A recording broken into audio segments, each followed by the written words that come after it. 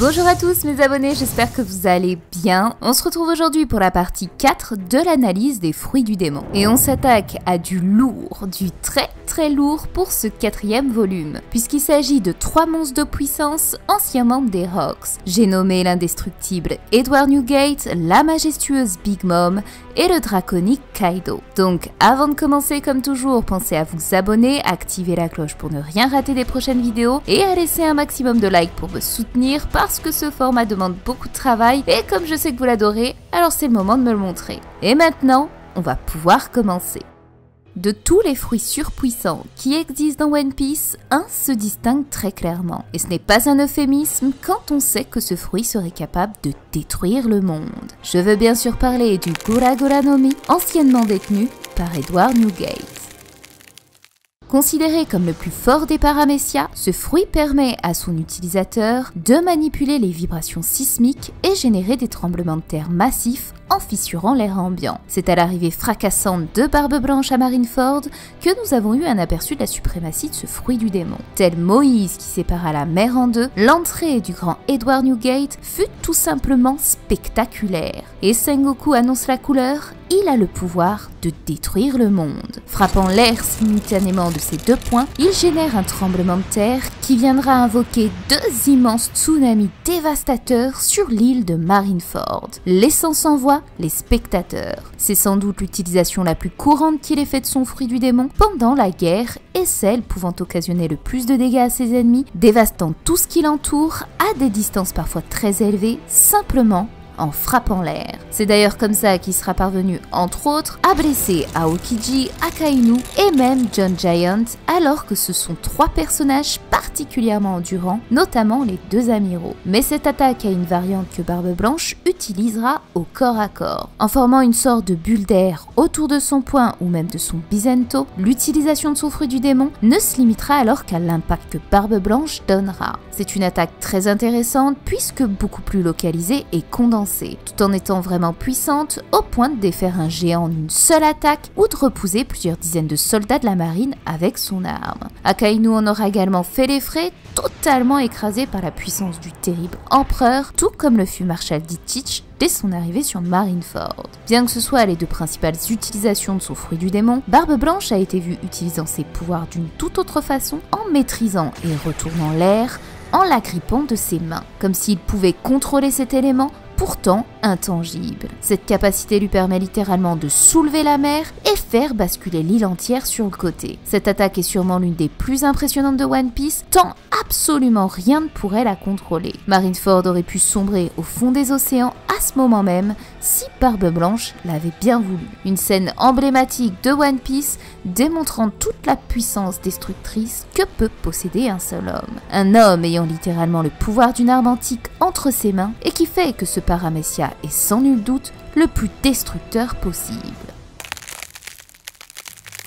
Mais après cette démonstration de force et de puissance, qu'en est-il de ses faiblesses ? De manière générale, les Logia et leur corps intangible peuvent représenter des adversaires coriaces face au Gura Gura no Mi, puisque leur aspect intangible les empêche d'être victimes des résonances sismiques. Les fruits du démon, bien qu'ils soient tous vulnérables aux attaques du Haki et à l'eau, et donc par extension le granit marin, ont très souvent une faiblesse dite naturelle. C'est le cas avec le Goro Goro no Mi de notre cher Ener, qui voit toutes ses attaques n'avoir aucune efficacité face au Gomu Gomu no Mi de Luffy, et de ses propriétés caoutchouteuses. Et bien ironiquement, Luffy est là aussi le véritable point faible du Gura Gura no Mi. Si le plus puissant des paramécias peut détruire le monde et n'a semble-t-il aucun vrai défaut, le caoutchouc représente le parfait élément pour contrer cet incroyable fruit. Possédant une résistance mécanique importante, il est en mesure de se déformer lorsqu'il est soumis aux ondes. C'est la raison pour laquelle le caoutchouc est utilisé comme structure parasismique sous les bâtiments, ce qui permet alors d'absorber les chocs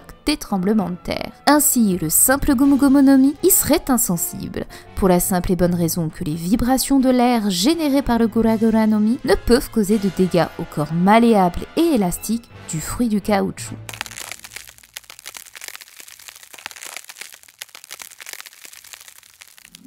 Mais aujourd'hui, ce fruit suprême n'est plus entre les mains de Barbe Blanche, mais bien celles de Barbe Noire. Et c'est grâce à lui que nous pourrions découvrir toute la grandeur jusque-là cachée du Kuragura no Mi. Notre énigmatique Marshall D. Teach souhaite tout comme Luffy obtenir le One Piece. Et il est aujourd'hui en possession d'un fruit à la puissance comparable à l'arme antique qu'est Poséidon. Et c'est peut-être la raison pour laquelle Oda aurait décidé de combiner ce pouvoir à celui du Yami Yami no Mi. En termes de destruction pure, le Kuragura no Mi est beaucoup plus puissant et adapté. Là où le Yami Yami no Mi est parfaitement dédié à contrer les fruits du démon, en absorbant leur pouvoir et en touchant le véritable corps de leur utilisateur, même les Logia. La combinaison de ces deux fruits du démon pourrait alors annuler l'intangibilité du caoutchouc généré par le Gomu Gomu no Mi, et ainsi faire naître la plus destructrice et inarrêtable attaque que le monde de One Piece ait connue.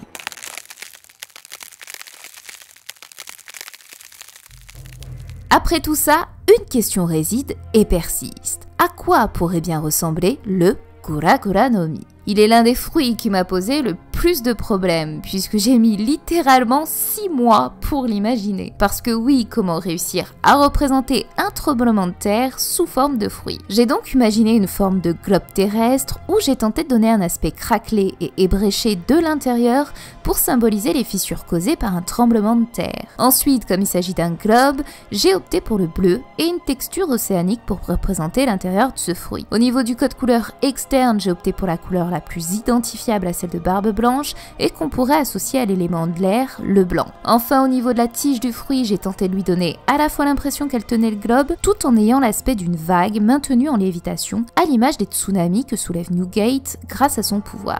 Et voici le résultat final du Kuragura no Mi d'Edward Newgate. Après ce fruit qui nous a fait trembler, c'est au tour de son ancien acolyte de faire son entrée, avec le Soro Soro no Mi détenu par l'impératrice Big Mom.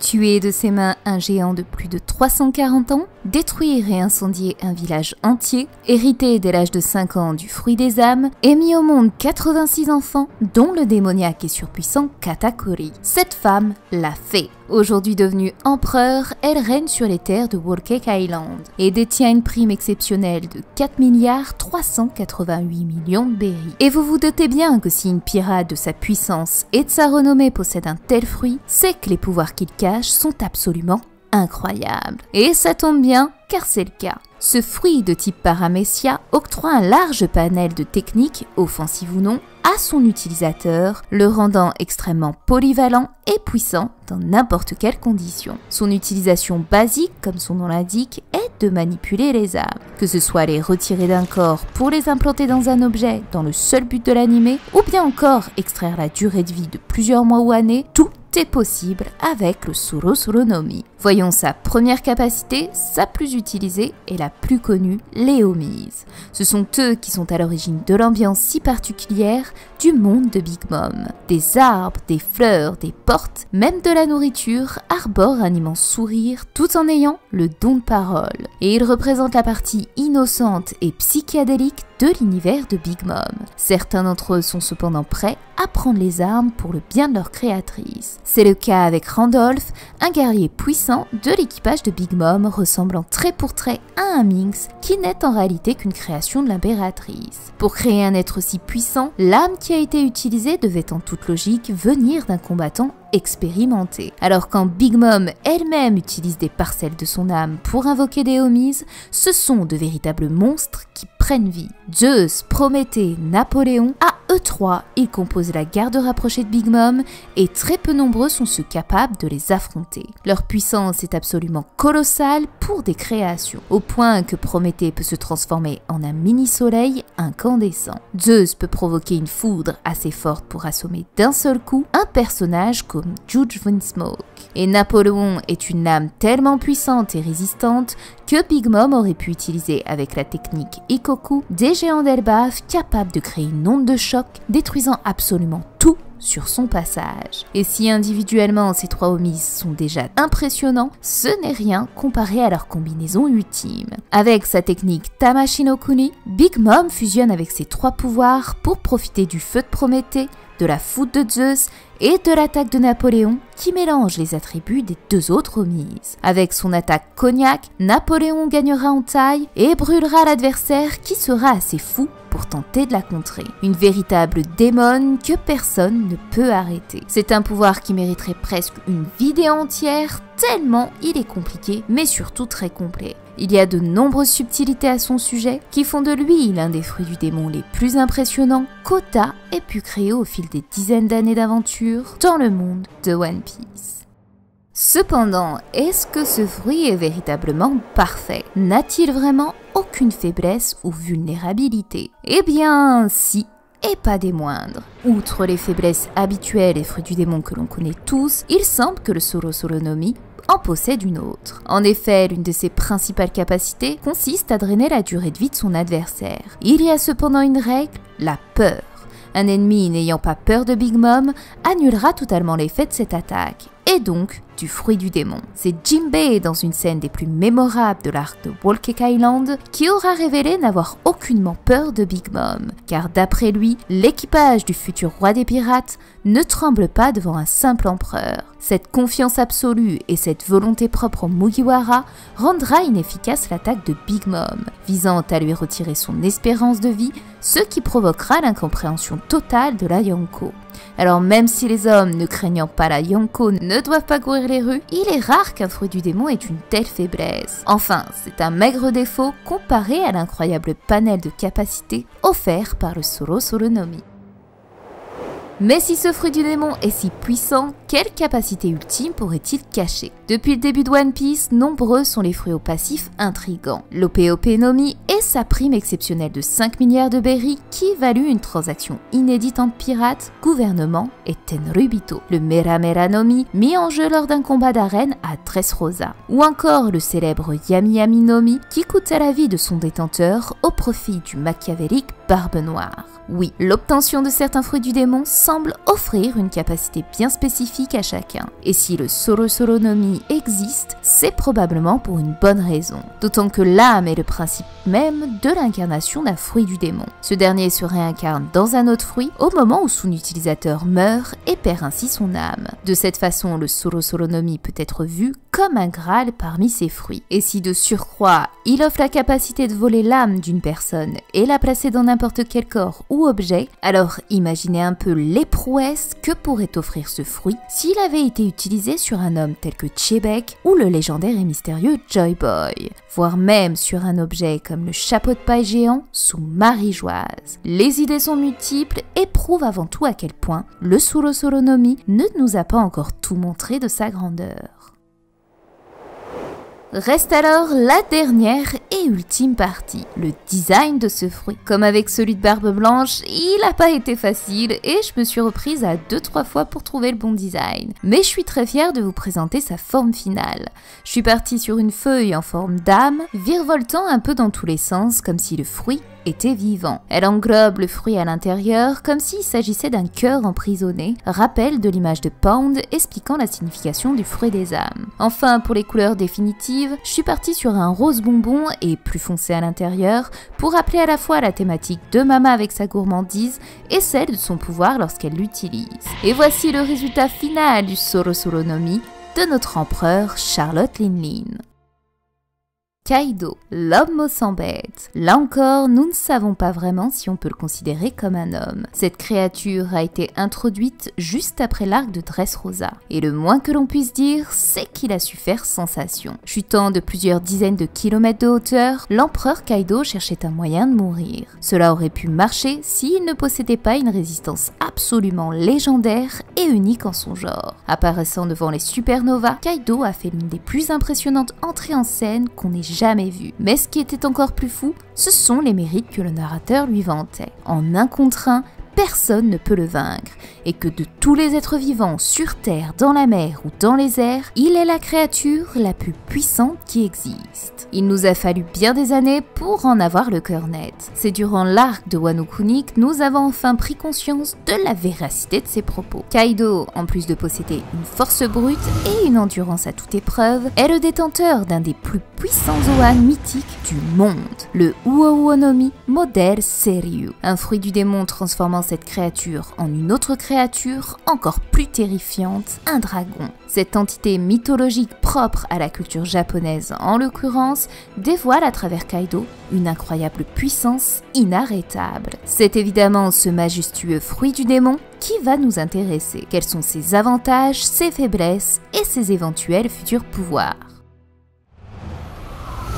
Concernant les avantages des pouvoirs accordés par ce fruit du démon, il nous faut croire qu'il est parfait en tout point. Quand on prend du recul sur tout ce que Kaido est et a été capable de faire, considérer ce Zoan comme le meilleur n'est absolument pas de l'exagération. Déjà, il permet à son utilisateur de voler, une compétence rare dans One Piece apportant un avantage indéniable sur son adversaire. Rester dans les airs le rend beaucoup moins accessible tout en lui permettant d'attaquer à son bon vouloir. Tel le maître du ciel, il est également capable de contrôler en partie le climat. Il semble pouvoir générer d'immenses nuages sur lesquels il s'accroche comme le fait Momonosuke, une partie clonée de son fruit du démon. C'est grâce à ces nuages de flammes que Kaido peut créer un véritable exploit, soulever une île. Cette technique a été montrée pour la première fois durant la guerre d'Onigashima où l'intégralité de l'île en question s'est retrouvée en suspens dans les airs, se dirigeant sur la terre de Wano Kuni. Quand il n'utilise pas le feu pour soulever une île, c'est pour invoquer cet élément contre son adversaire. Avec son ultime Bolo Breath, il génère une immense boule de feu dévastant tout sur son passage. C'est de cette attaque que le château d'Oden sera en partie détruit. Mais le feu ne semble pourtant pas être son élément de prédilection. Le vent est son atout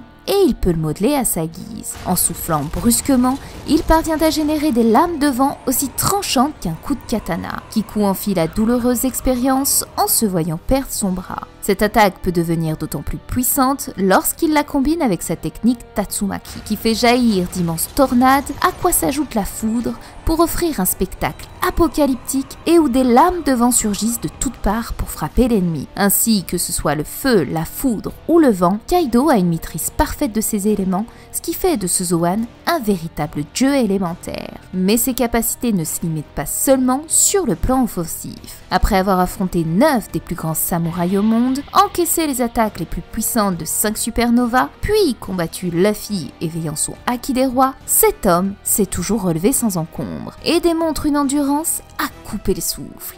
Il se tient encore debout et va devoir désormais affronter Yamato, qui semble à son tour détenir une puissance colossale. Et quand ce combat sera terminé, un nouveau round l'attend avec Luffy qui se tient prêt à dévoiler son nouveau pouvoir. Sa réputation d'homme aux 100 bêtes n'est tout simplement pas une chimère, et c'est principalement grâce à son fruit qu'il est en mesure de réaliser cet exploit. Cette endurance, il la tire de la nature draconique de son fruit, dont les écailles procurent une résistance extrême et que seul le Ryuo pourrait être en mesure de surpasser leur protection. Mais l'atout d'un Zoan est principalement dans sa capacité à revêtir plusieurs formes, et la forme hybride du Uo-Uonomi est tout ce qu'il y a de plus infernal. Le mélange du dragon et du monstre qu'est Kaido dans sa forme humaine laisse apparaître une entité semblablement invincible, tant la force et la rapidité sont au-delà de tout ce qu'on a pu voir jusqu'à présent. C'est d'ailleurs dans cette forme qu'il pulvérisera littéralement Luffy d'une toute nouvelle attaque, Kozanze Ragnarok.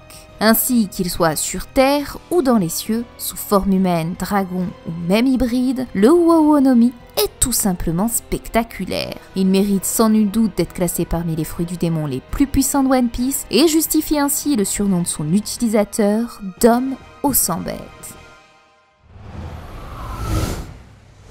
Il est difficile d'imaginer que le Uo-Uonomi puisse avoir un point faible. Il est vrai que sa forme draconique peut poser problème, au vu que son corps massif offre plus d'ouverture à son adversaire, faisant de lui une cible plus facile pour les attaques, d'autant lorsqu'il s'agit d'assauts multidirectionnels de ses ennemis. Malgré tout, il est parfaitement en mesure d'encaisser les coups grâce à son extrême résistance. C'est pourquoi, durant toutes ces années, Kaido n'est jamais parvenu à trouver le moyen d'être vaincu. Aujourd'hui, seul le Ryuo semble être en mesure de briser les écailles du dragon. Mais pour moi, il ne s'agit pas là d'un véritable point faible, mais davantage d'un pouvoir capable de neutraliser n'importe quel adversaire. C'est pourquoi il n'y a réellement aucun élément tangible montrant une faiblesse du Uo-Uonomi, et c'est ce qui fait de lui un fruit si exceptionnel.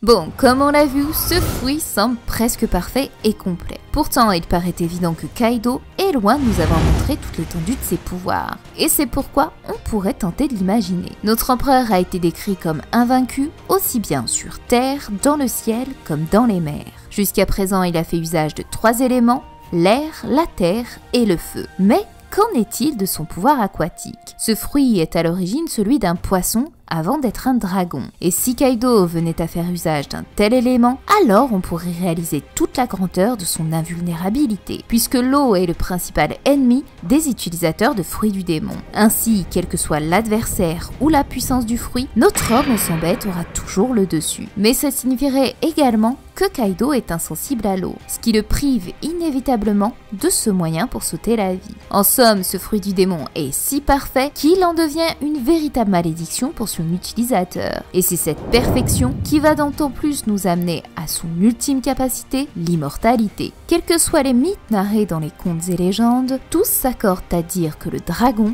est un être immortel. Une capacité qui permettrait de lever le voile sur l'incapacité de Kaido à sauter la vie. Les effets secondaires de son fruit du démon mythique, à l'image d'Orochi et ses multiples vies, lui octroieraient alors une véritable invincibilité propre à ces créatures. Ainsi, les pouvoirs incroyables conférés par ce Zoan légendaire ne se limiteraient pas qu'à de la puissance de destruction, mais seraient également à l'origine de la résistance légendaire, faisant à la fois la fierté et le malheur de Kaido.